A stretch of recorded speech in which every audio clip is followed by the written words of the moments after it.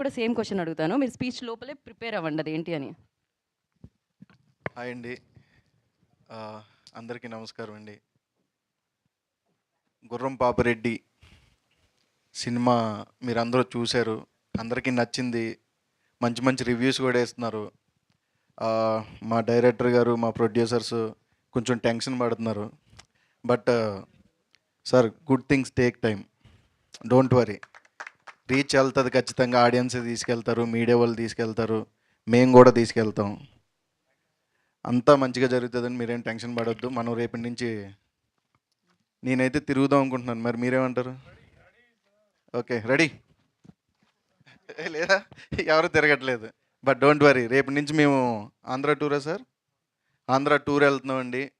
మంచిగా అక్కడ మమ్మల్ని మీట్ అవ్వడానికి అందరూ రండి, కలుద్దాం, మాట్లాడదాం, టైం ఉంటే భోజనం చేద్దాం, ఇంకా టైం ఉంటే అంటే వాళ్ళు వదిలితే నేను పర్సనల్గా తిరుగుదామని ఉంటుంది. బట్ వాళ్ళు వదలరు, వేరే వేరే థియేటర్లు తీసుకెళ్తారు. బట్ ఈ సినిమా ఎస్పెషల్లీ నాకు చాలామంది ఫోన్ చేసి జీవన్ గారి గురించి చెప్తున్నారు. నేను ఫస్ట్ టైం అన్నా, అంటే మీరు చాలా చేశారు. నేను డే వన్ చెప్పా ఆయనకి, అన్న నీకు తెలియట్లేదన్నా, నీ క్యారెక్టరు నెక్స్ట్ లెవెల్లో ఉంటుందని చెప్పాను కదా. అని మళ్ళీ అబద్ధం అనుకుంటారు. So every character, each and every character గురించి నాకు ఫోన్ చేసి చాలామంది చెప్తున్నారు. చాలా హ్యాపీగా ఉంది. మీరు కూడా చూడని వాళ్ళు ఎవరైనా ఉంటే థియేటర్స్కి వెళ్ళండి. 2.5 20 minutes నాన్ స్టాప్గా నవ్వుకుంటారు. Thank you so much. Raj Kumar garu, same yeah, question చెప్పండి. అండి. మీ జీవితంలో ఒకటి తీసి ఇంకొకటి రీప్లేస్ చేయాలి అంటే ఏ ప్లేస్లో ఏంటి, ఏ అంటే నాకు సిచ్యువేషన్? క్వశ్చన్ అర్థం కాలేదండి.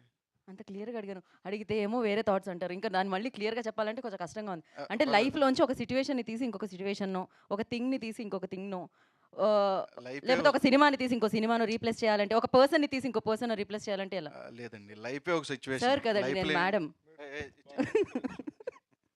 చెడు తీసేసి మంచి మాట్లాడుకుంటే బెస్ట్.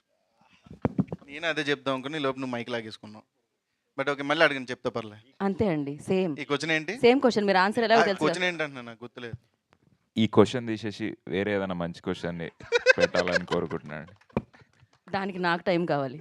సో చెప్పండి. మాదే ఉందండి, మీ లైఫ్లో అంటే మళ్ళీ అడగని చెప్తా.